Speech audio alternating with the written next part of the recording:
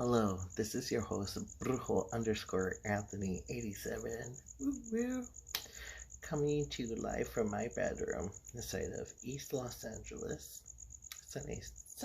Well, it's not sunny right now, really, but it's the mysterious night in Southern California. I think it's like around 10 something at night over here. That's the way it said that. Anyway, I am a brujo, a Santísima Muerte devotee, or now as I've learned it, muerteristo. I guess that's what it's called. Tarot card reader, intuitive empath, glamour witch, and healer. And you can find me on Facebook and Instagram, all under the same name, where I do tarot card readings. Today's going to be different. I actually haven't reviewed any books, so I am today because I've been inspired to, and I think you should know. So I have had a few people in my life that would ask, how can I learn witchcraft? Like, I'm interested in it. About maybe a few people that I've shared my knowledge with and things like that. So now,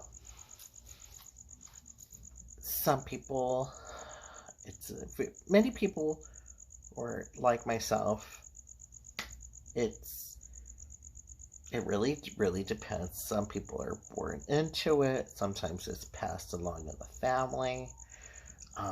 Sometimes you just don't know anybody in your family that does these things that other people considered weird. And they have to find their own road.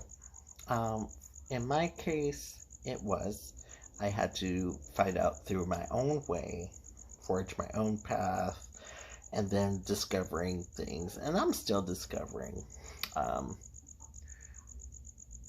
So, some people, like I said, are just passed down the family. Sorry if I keep on looking this way.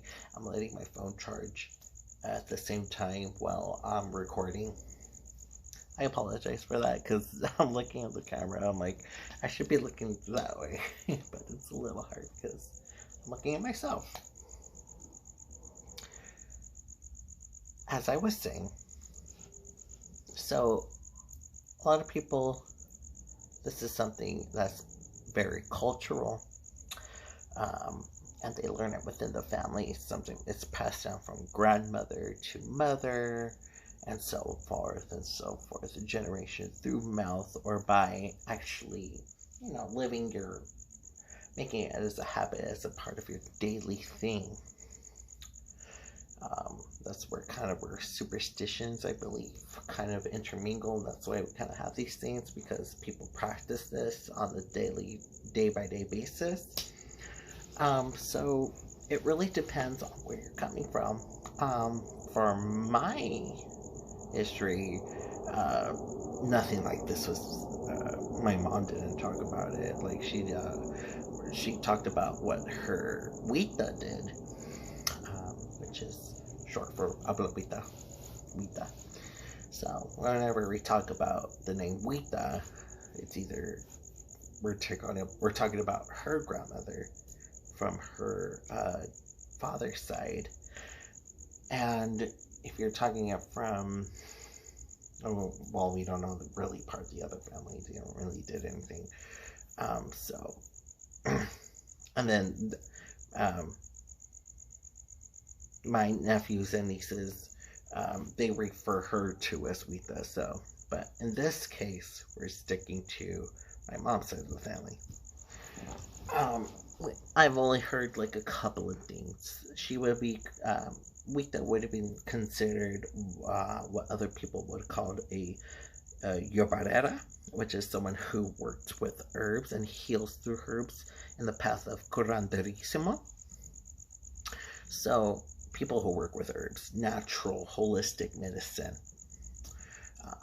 things like blowing a cigar through the ears to relieve an earache, or eating or drinking tea of yerba buena. I totally butchered that. Yerba buena, which is Spanish for spearmint. Pretty much any kind of mint. I found basil kind of works with that too, because it's within the mint family. So that's one way of learning some things through your family. Looking back at your ancestors and what they did for things like that, or so anywho, this book,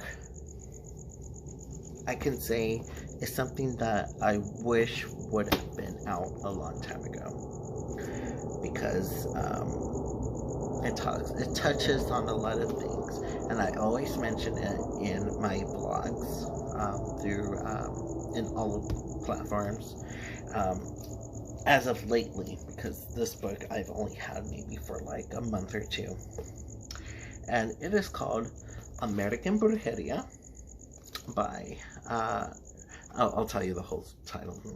American Brujeria, Modern Mexican American Folk Magic by J. Ellen Cross. And the cover of it is just lovely. I kind of would like that as a tattoo, to be honest with you.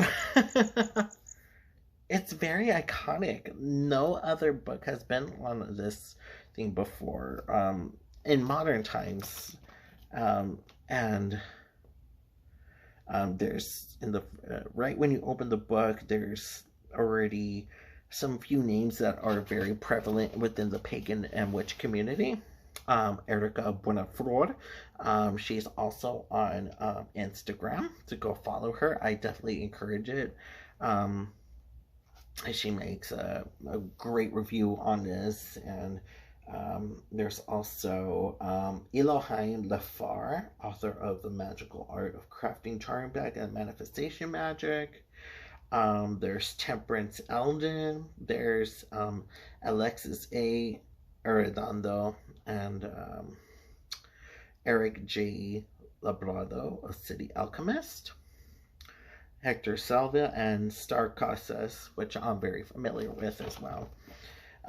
So anywho, and it really touches base to people who are like me, like Chicano, who's never been really accepted from our own people, sadly, due to the things of colonization, the bad things that just happened after, Spain took over our over here, in the New World, and that's not being accepted by whites or our own people. So we're the people caught in between, and I've always felt like that, and this touches home to this. And right when you open the book, after the reviews and the cover to this, it says, "This book is dedicated to anyone who's ever felt stuck in between." And that's what exactly is, so in my family, we've always been, let's see, I'm trying to remember. Let's see, my great-great-grandparents, my Huito, and then my actual grandmother and grandfather, then my parents, and then I'd be considered fourth or fifth Mexican American or Chicano. And so we've been here for a while, and if you are like me, you know exactly the kind of things that we had to face about not being looked down upon your skin color, or just because you don't know Spanish as well. I still experience it to this day, even where I work at. I've gotten used to it, but it's still something that bothers me. And but I get over it eventually. It's just You just gotta get used to being people, you know?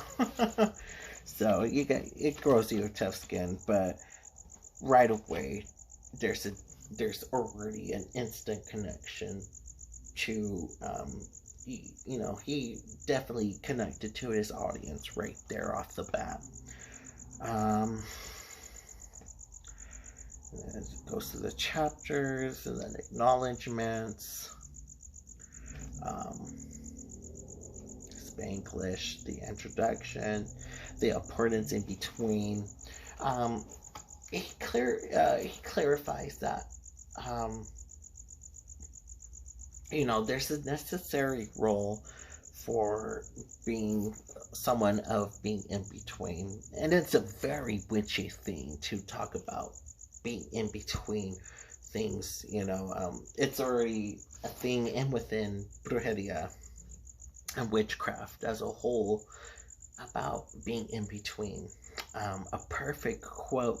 I like quoting movies, even though sometimes it just fits the situation, whatever it is. From Clash of the Titans, the new one. There's the part where I forgot her name, but she's the one who guides Perseus throughout his ordeals, and she says in the movie, there's gods, there's humans, and there are thus who are in between. That's us. Psychics, Reiki healers, witches, all the shamans, santeros, santeras, huruns, sancistas, you name it. We are the people in between. And within that thing, there's challenges, there's the obstacles and trials that we go through, experiences that are not so pretty, but we serve a purpose. So that's what he talks about in the intro.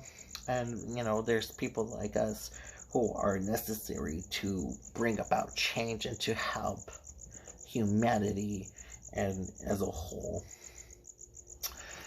American Brujeria is something of a term that he came out with,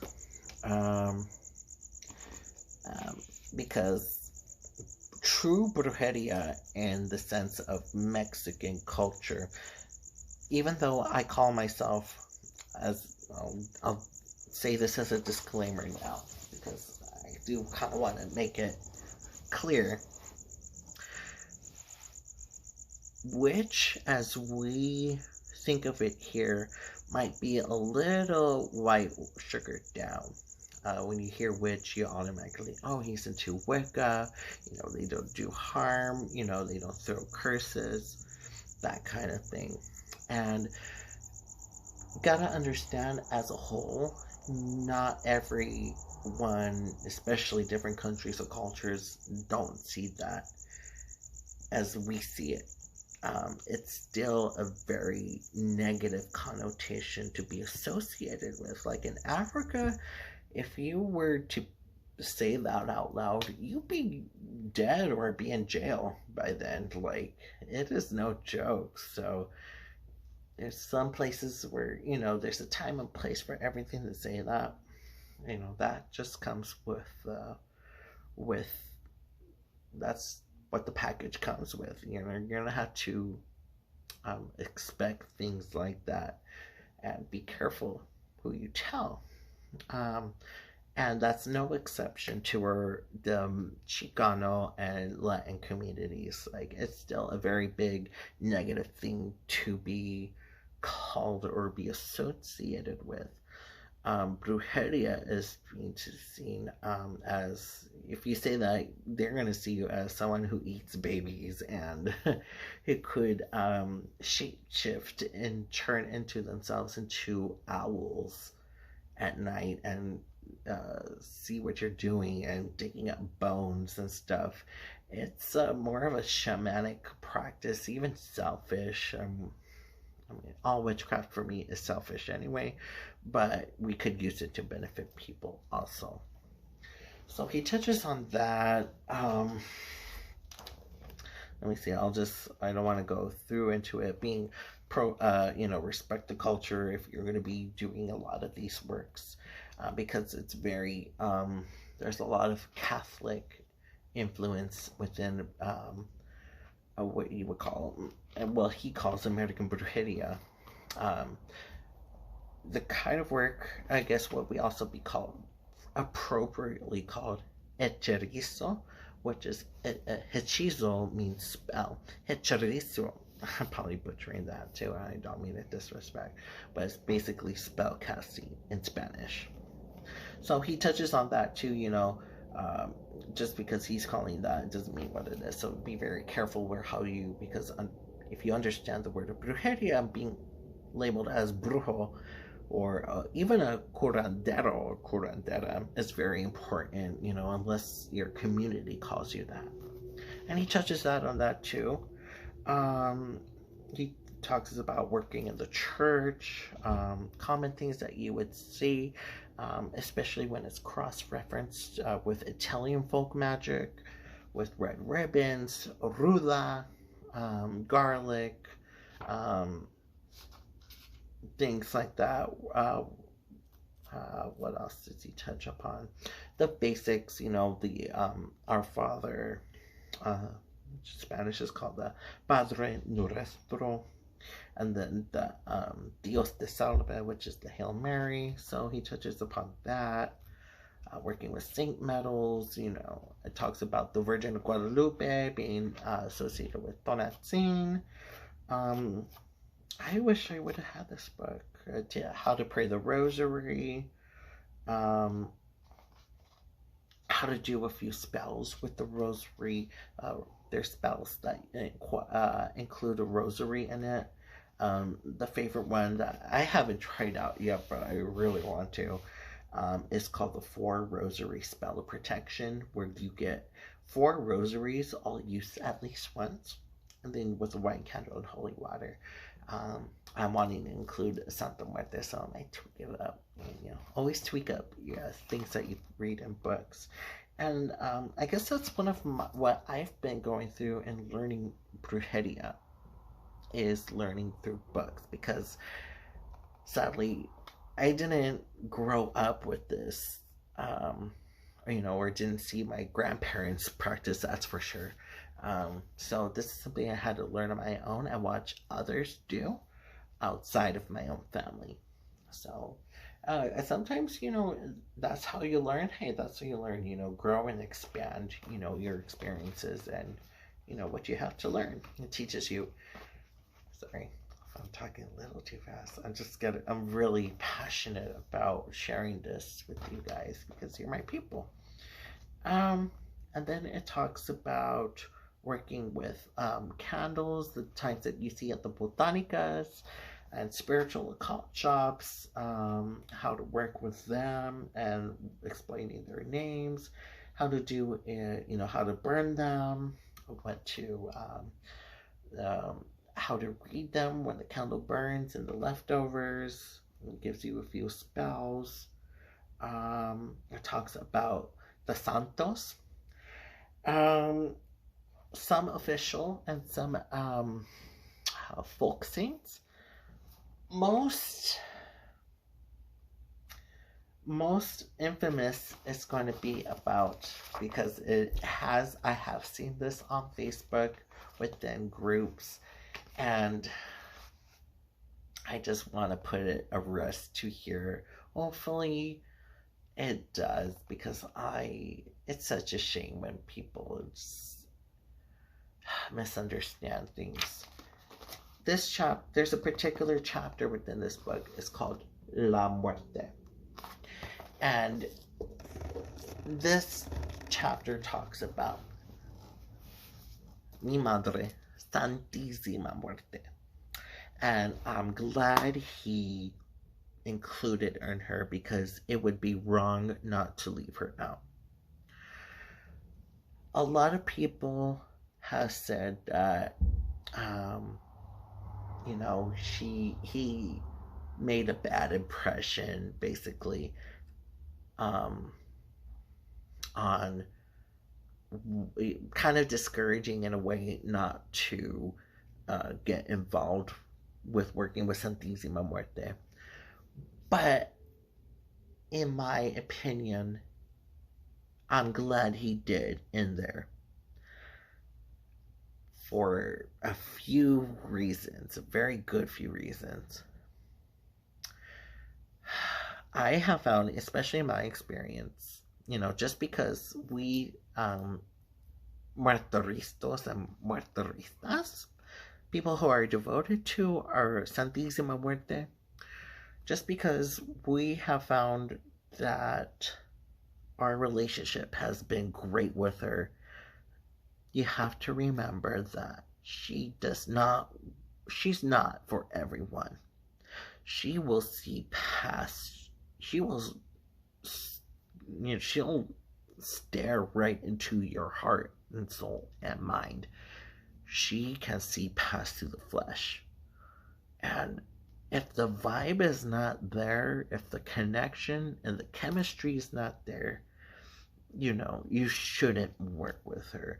And I really agree to that. So I'm glad that he mentioned that. And he mentions alternatives to other spirits that you might consider first to working with her. And I haven't been devoted to her for too long. So I've only been, it will be a year and maybe 4 or 3 months or something like that. It's during the pandemic, in March, that I started my relationship with her. So within saying that, he touches about that, and I'm glad that he did. Props to him, because I do agree, she is no laughing joke, and she does require a lot of devotion, and he touches on that too. And with any spirit, you have to follow up and come through on your promises that you make to any spirit, really.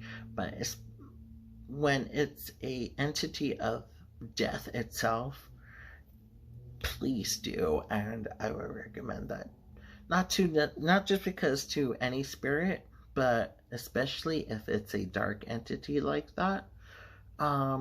Yes, because she is dark, but that's where it cross lines with chaos magic, life, death, and rebirth thing. So I wanted to clear that up. People don't like, saying like that, agree to disagree. That's the beauty of having an opinion. And, he's saying get to know her first and things like that. Another favorite part of this book is how he's very thorough about giving limpias what they are, explaining what they do, and how to do some. I've had other teachers, mentors of mine, that have given an expansion on that prior to this book, but for the beginner and just for historical sakes, he does mention that, like using ruda for if you have strong brujeria cast on you, or the evil eye, or just really heavy shit going on. He recommends ruda, and I do vibe with that. I do agree that ruda is a very strong and powerful plant, and it should be handled with respect and caution. And things like that. So, how to do floor washes, how to cleanse yourself and your home. One that I've mentioned in the readings, which I have done, and I love doing it all the time now, is a limpia for the home using limes and salt and cloves.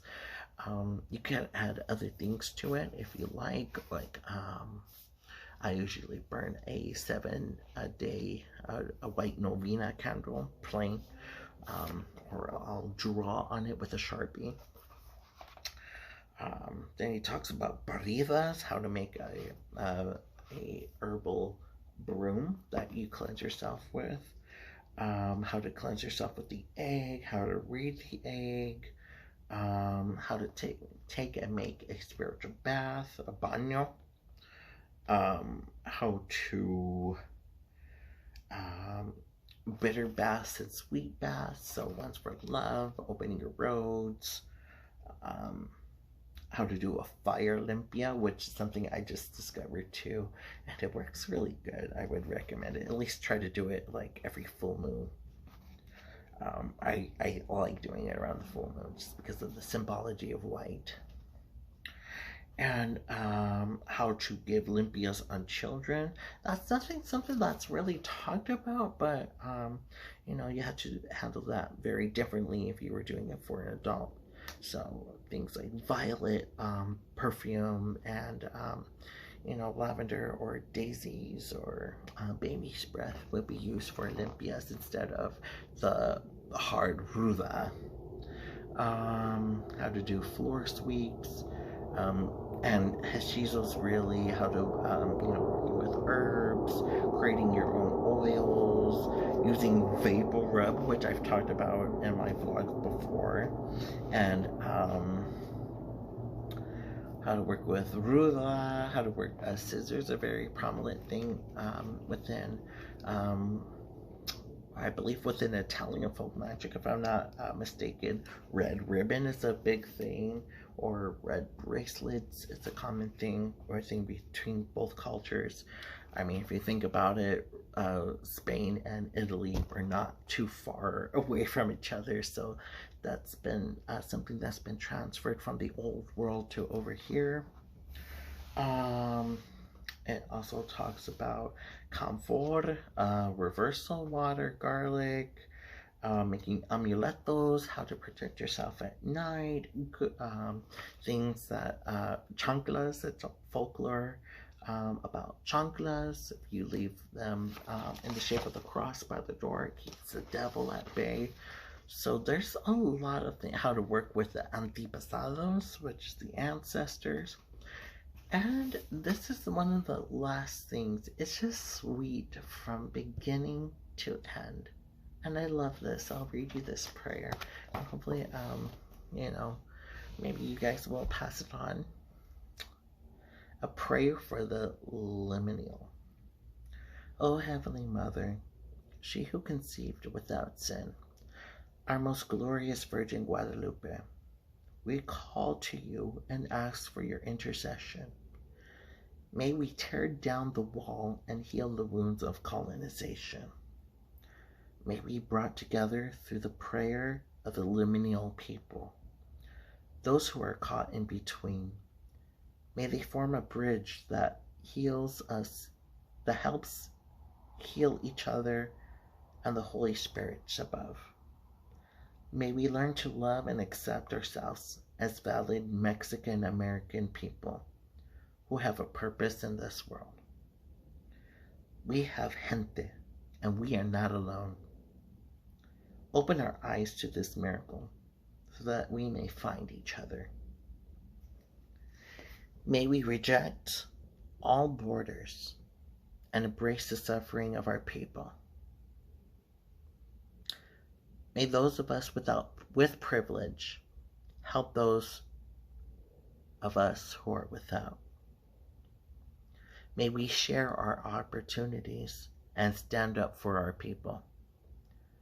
Open our arms so that we may embrace each other. May we hear the voices of our ancestors, and may they guide us back to our magic. The spells and breath of our people are powerful, and it's through these secrets that we may reclaim what was lost. Open our ears to hear their wisdom. May those who are lost find their way back to us. Those who think they are too black or too white to be Latinx are our brothers and our sisters, and deserve to be embraced in our world. We pray they find their place and uphold their colorful voices of our people.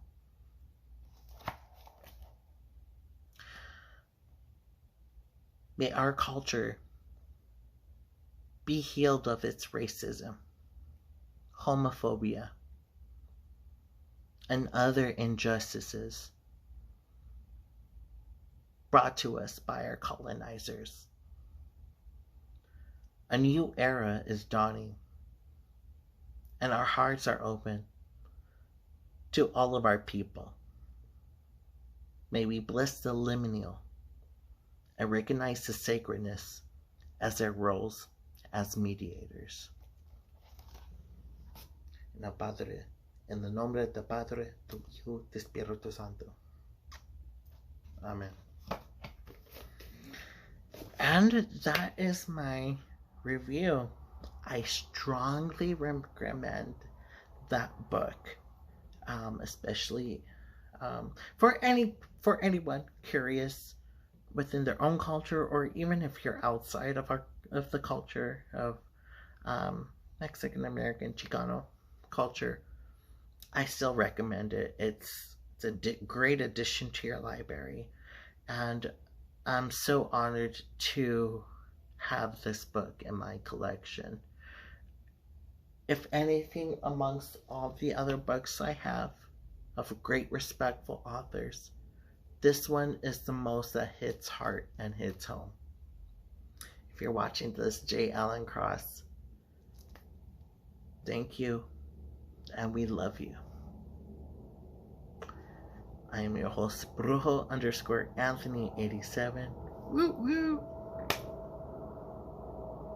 Thanks for watching, and as I always say, take care, be safe, be kind to yourself, and be kind towards each other. Mucho amor.